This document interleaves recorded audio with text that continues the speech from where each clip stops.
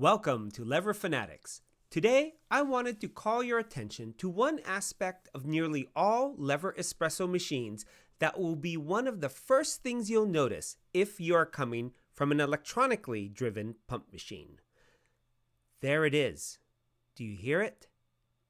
Exactly. A shot in silence. The only sound you hear is the flow of espresso hitting the bottom of your glass. This was the first thing I noticed when I pulled my first shot on this Ponte Vecchio Lusso lever machine. It was unlike anything I had heard before because I was so accustomed to the sound of the vibrating pump noises that came from my various Gaggia machines. Without realizing it, the sound of the pump would trigger a Pavlovian response. It signaled to my subconscious that espresso was on its way. My mouth started to water. So espresso without the sound was very strange at first. Now I love making espresso in silence, and it makes me shudder to think how long I put up with that pump noise. One downside of a silent espresso machine is that it really puts the focus on the sound of your grinder. You start looking for a quiet grinder to match your lever espresso machine. I found the Niche Zero is a good option. It makes a low rumbling sound without the high-speed, high-pitched noise that many burr grinders make. The other grinder that looks very promising is the Eureka Mignon Silenzio. It's specially designed to be quiet. If you want to be a real ninja espresso maker, you might even go manual and use something like this Kinu M47. This hand grinder delivers excellent grind quality, but like all hand grinders, it will take around 30 or 40 seconds of grinding versus 10 to 12 on an electric burr grinder. Okay, enough talk. Let's pull a shot ninja style. In today's episode, we're moving away from the West Coast and heading east, but not all the way east.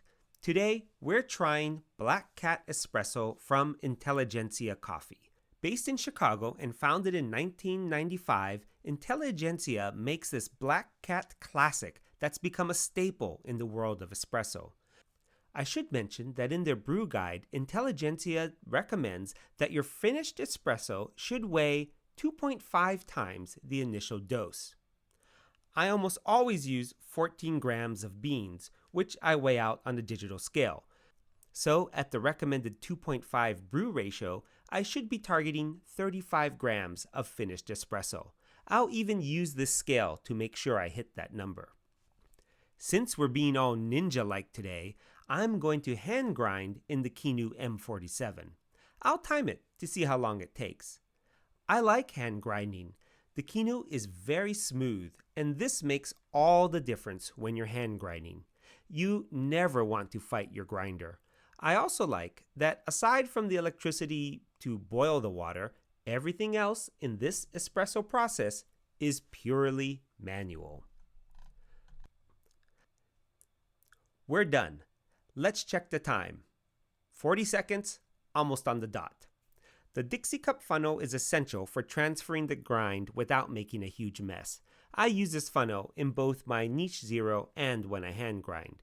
If it ever gets a little beat up, I just make a new one. I've found that distribution is very important, especially with these deeper baskets. Spending a few seconds breaking up any clumps makes a huge difference.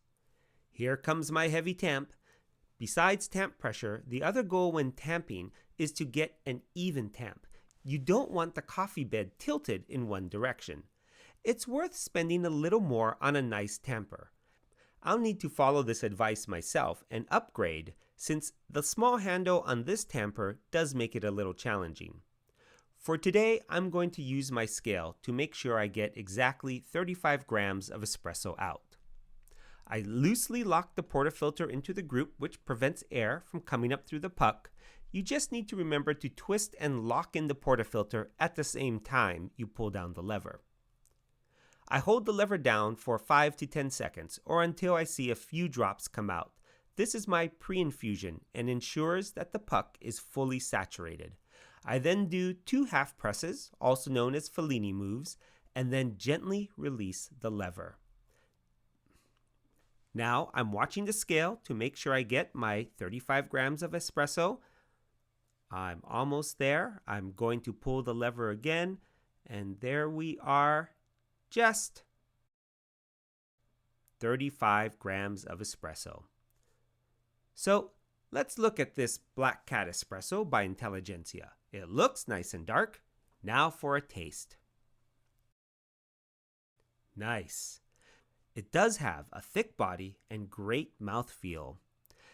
It is brighter than I would have expected. I know a lot of people love this type of flavor. For me personally, I prefer a little more chocolate and maybe a little less brightness. This would actually be perfect in a milk drink. The brightness will really help this espresso stand out in the milk. Sometimes the more smoky or chocolate espresso gets totally overwhelmed by the milk and you can hardly taste it. So there you have it, a totally silent espresso making experience. What do you think? Are you bothered by the noise that comes with making espresso? Or maybe your family or roommate gets annoyed, especially in the morning. Of course, if all you know is traditional semi-automatic or super automatics, then maybe the sound is soothing in an odd sort of way. I'd love to know what you think. Please leave a comment below. If you liked this video and want to see more, please click the thumbs up. I hope to see you in our next episode. And as always, the best espresso is the one you pour.